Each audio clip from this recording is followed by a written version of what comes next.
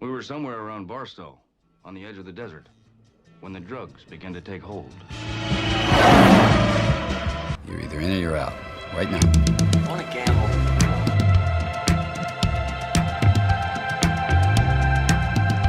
I never want to hear those words out of your mouth again. Gambling is not your problem. Has anybody ever told you before you're bad luck? Most gamblers, when they go to gamble, they go to win. Those were my mother's dying words. When we go to gamble, we go to lose. Show me the money. Get out of here, man. Show you the money. Honestly, let's just go. Let's go to Vegas.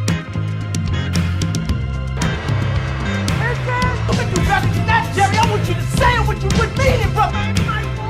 Show me the money! It's the Sports Memory Vegas pregame show. Good morning and happy Saturday. College football may be over, but Newman and I are five-tool players. All offseason, we'll be bringing you our best bets for a Saturday slate of sports. Newman, how the heck are you? Doing pretty good. I mean, I called the Georgia Bulldogs winning the national championship before the season started. You were going to start off as that. I knew it. So, proven right there at the end. And yeah.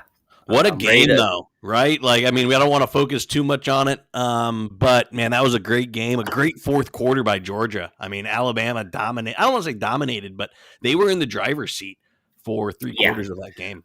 I was just impressed with all the athleticism on the field, right? Like, you see Bryce Young just getting run down by this dude who's like 20 yards away and not able to escape the pocket. And you're just like, these guys are absolute freaks. He looked like an Avenger. I mean, a straight up like superhero. No one should be able to be that big and run that fast. I'm this small and I still can't run that fast. But all right, so college football is done. Newman and I normally come here every Saturday giving you guys our betting and game advice, but sports never sleep. We have college basketball, we have NBA, we have NHL. We have a great slate, and every Saturday, whether you like to gamble, whether you like to drink, whether you like to drink while you gamble, Newman and I will be here for the rest of the offseason to give you whatever it is. We will be here to give you the lowdown.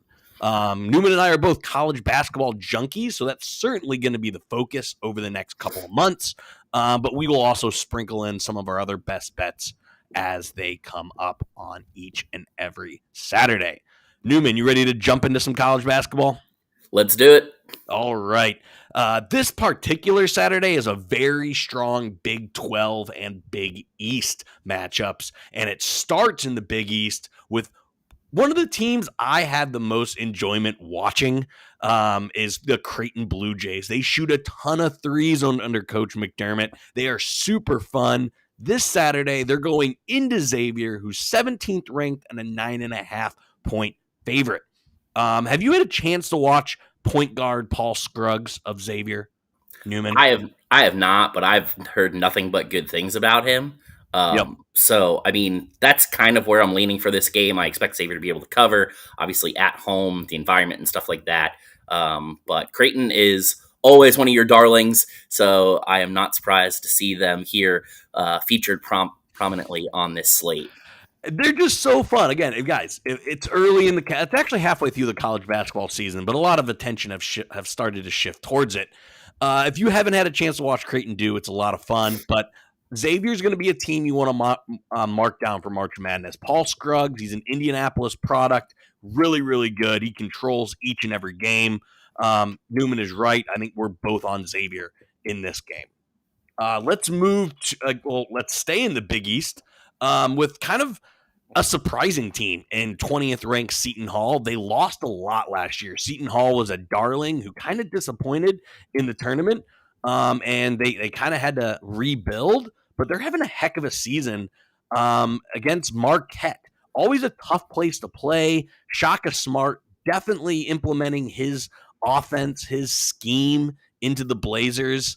But give me Seton Hall. Seton Hall's really big. Marquette's kind of a small team that wants to play fast. Seton Hall has the bigs and the guards.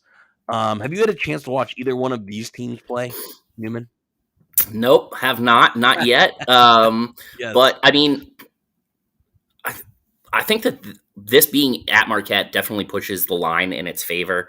But I think Seton Hall is overall a more talented team. Obviously, in the recruiting hotbed, playing there in New Jersey, New York area, they're going to get a ton of just really good basketball players.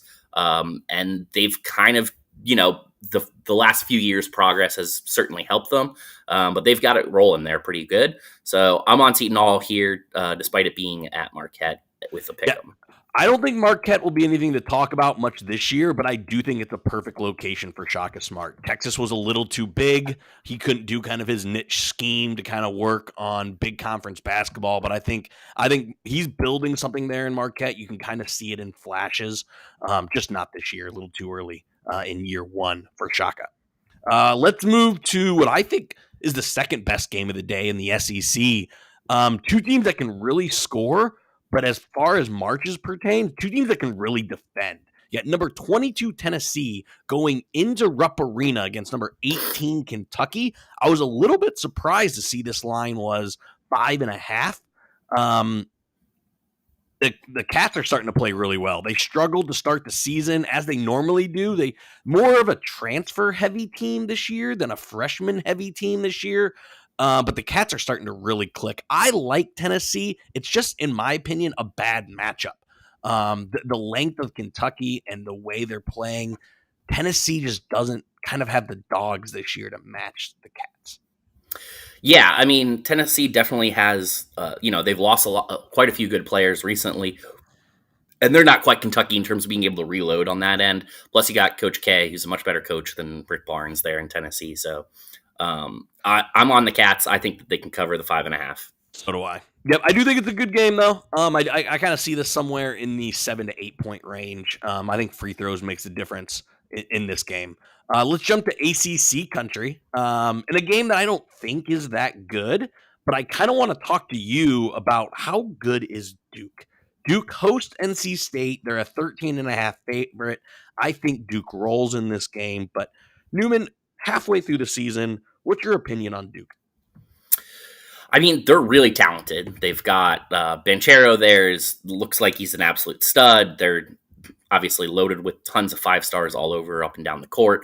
Coach K in his last year, they're kind of motivated to get him that one going out. I expect the Cameron to be lit for this game. So I don't really think NC State has much of a chance.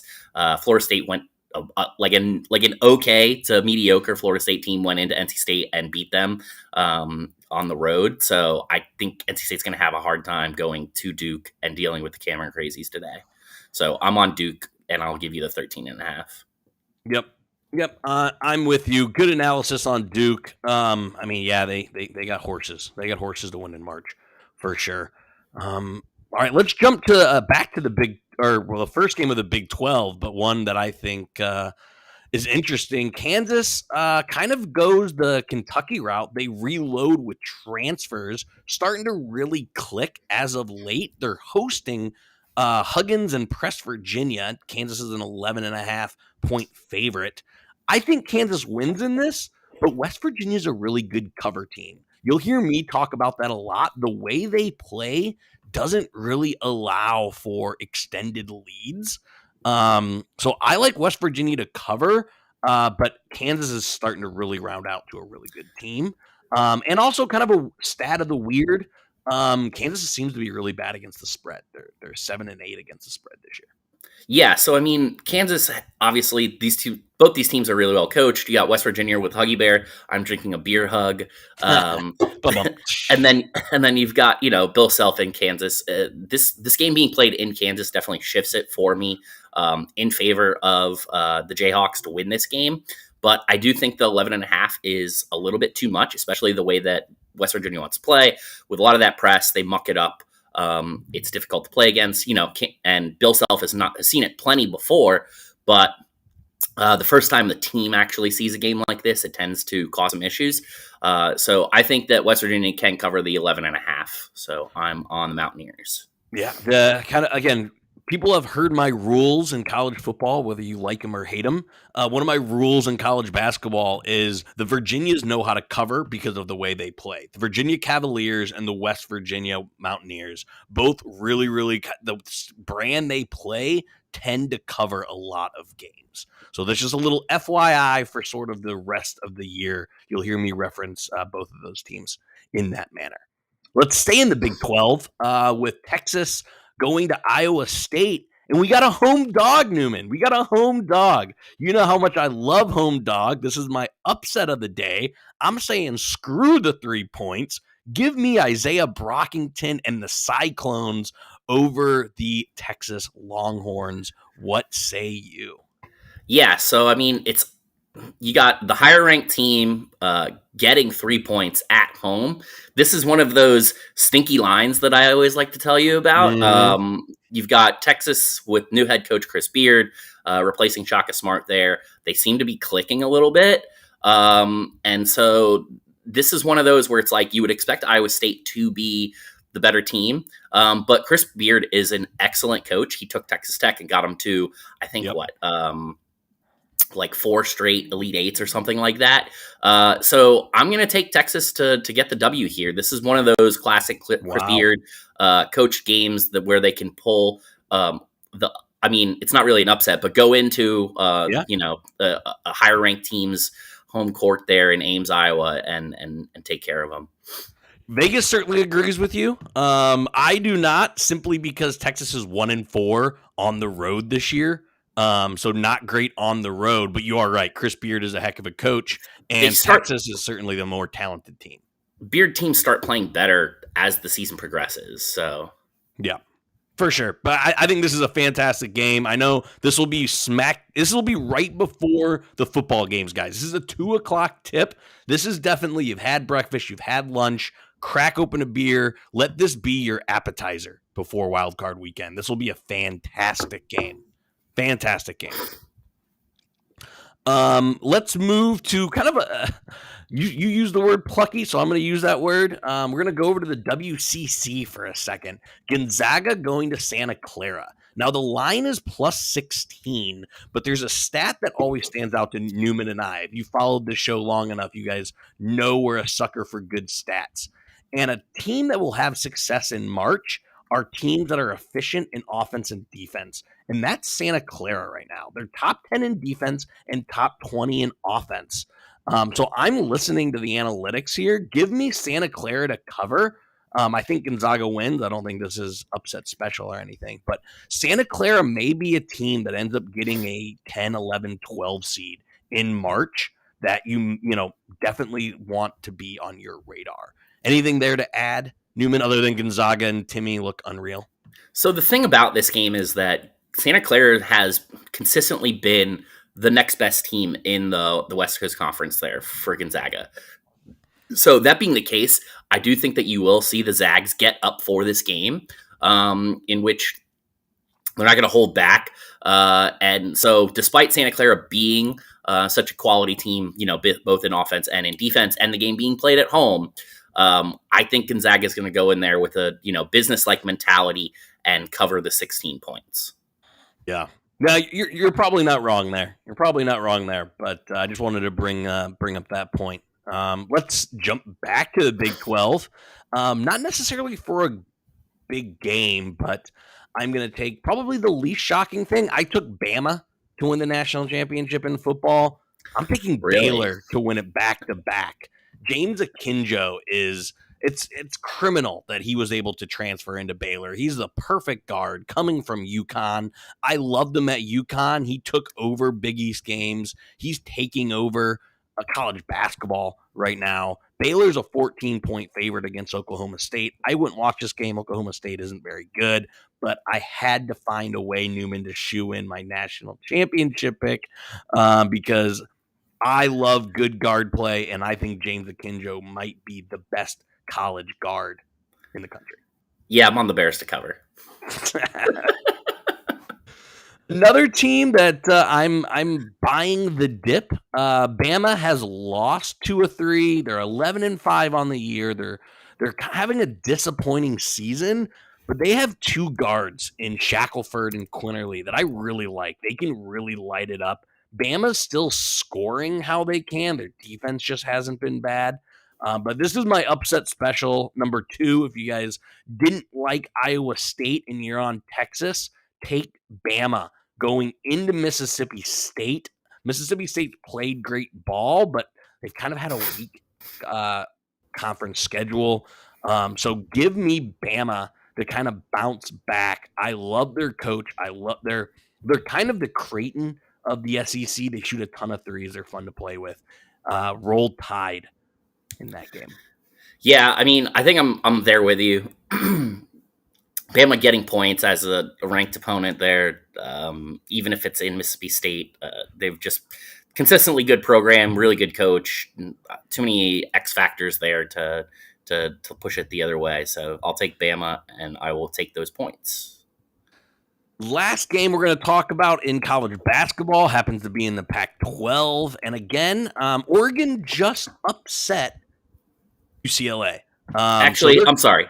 Just going back, since it's only 1.5 point, I'm going to go money line on that Bama pick. Absolutely. Yep. Take Bama on the money line. Sorry, I didn't emphasize that either. I like Bama and Iowa State as money line games. Like I said, jump to Pac-12, number 5, USC, giving 6.5 to Oregon. Oregon's got a lot of length. They play a lot of defense. But Mobley, it will be a top 5 pick for USC. I like USC to bounce back against an earlier week loss against Stanford. USC will be a team in the Pac-12. Them and Arizona and UCLA. It looks like the Pac-12 may actually be relevant in basketball this season. They dominated in the tournament last year, so that we shouldn't be really that surprised. I'm on USC here. I think Oregon coming off a big win over UCLA, this is a letdown game for them because it's really hard to go beat 2 really good teams back to back, especially when you have to travel on the road for the latter one. And yeah, it's just emotionally draining, especially for 18, 19, 20-year-old kids. So USC at home. 6.5 comfortably. I think this is probably a double-digit game. USC is really, really good. All right, that covers our college basketball slate. We have a few NHL and NBA games. We'll start in the NHL. The Bruins will be hosting the Predators. The main reason I wanted to talk about this is because Tuukka is back. The Bruins, if you just look in the standings, they're a little low, but they're getting their stud back. So I'm taking the Bruins and the under. I hate unders, but I love Tuukka more. Anything else to add in this NHL game? In general, I like to pick good goalies when I'm picking hockey games. So I'm also on Tuukka and the Bruins here. Yep. Next game here, Maple Leafs versus Blues. The Blues have been playing pretty well lately, and the Maple Leafs don't travel well. They win really well at home. They're a really offensive-oriented team. I love the over. This is sort of my over game if I had to take one. So give me the over and 2 teams that like to score, but the Blues are my upset special in hockey today. Yeah, I kind of like the Blues here too, at home. So I think I'm right there with you on that one. All right, we got 2 more games we're going to talk about, and it's probably going to be a pretty common occurrence. I am a Pittsburgh Penguin fan. Newman is a Tampa Bay Lightning fan.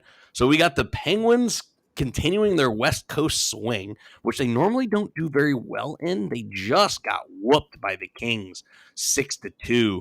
But I think they bounce back against a Sharks team that is weirdly old yet young and don't really have an identity. This is my same game parlay of the day. I like Penn's puck line, which is 1.5. If you guys haven't bet NHL before, there's basically 3 bets. There's money line, which you pick in the winner, puck line, which is the team has to win by 2, or the over under, which is normally 5.5, sometimes 6. So I'm taking Penn's minus 1.5 and over 5.5, just because West Coast hockey always scores a lot of points. Yeah, I just don't think the Sharks are a very good team. They are So not. I am They're not also good. with you on the Penguins here because they're just generally a more talented team. And after having, a poor loss in their prior game, they should be ready to go because good teams don't lose a lot of back-to-back games. They do not. They do not. All right, let's go to the game you're going to be in attendance with, Newman. Talk to me about Stanley Cup rematch, Stars versus Bolts. So yeah, not the most recent Stanley Cup, but the prior one. Perry will make his return, or will get to play Dallas again, rather, in this game. He's actually been really good for the Lightning in terms of kind of shaping them with the losses of, the the line with Yanni Gordon. And so I do think that the biggest factor in this game is that Drew Meyer, one of our buddies, is going to be in attendance. So yeah, he doesn't lose when he goes to hockey games. And so I'm on the Bolts puck line, and I will be there in attendance to make sure it happens. Plus money puck line, Bolter minus 250. Not real much juice into that. Take the minus 1.5 puck line. That gets you to plus 112. Stars aren't very good. I mean, Cooch is back. You got like the team's starting to get healthy again. Plus, you got Vasi and net. They had a bunch of guys out with COVID and all that kind of stuff. So they already had that rash of take effect on them, and they still continue to win through it. So this is one of those. They're gonna be wearing the black jerseys, and yeah. There we go.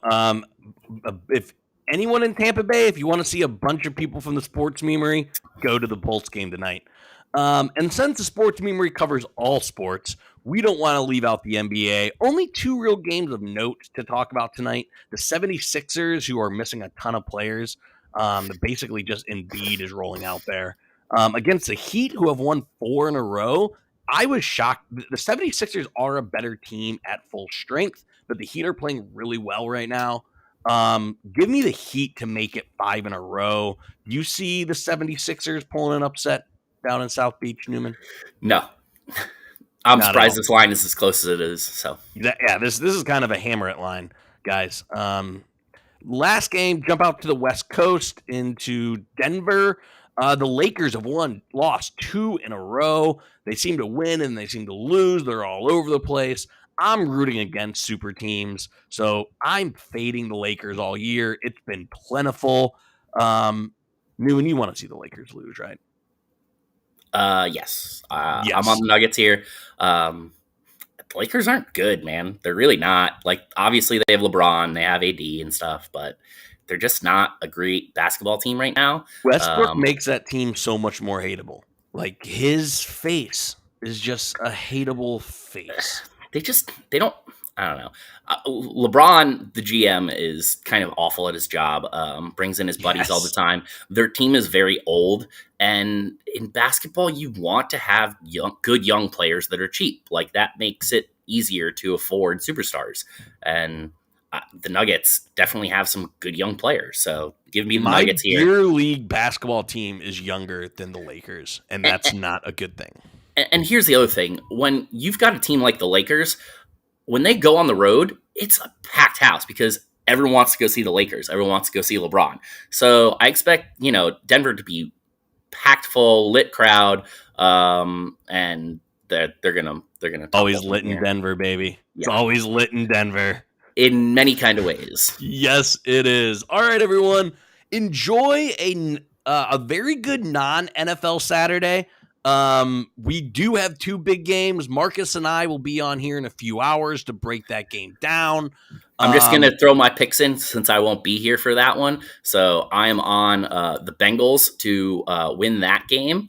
And then what is the line on? We have Bengals -6, Buffalo -4. Yeah, I'm on the Pats with getting the points. So you and I are 50-50. I have Cincinnati winning, but Vegas covering. I think that game is going to be fantastic.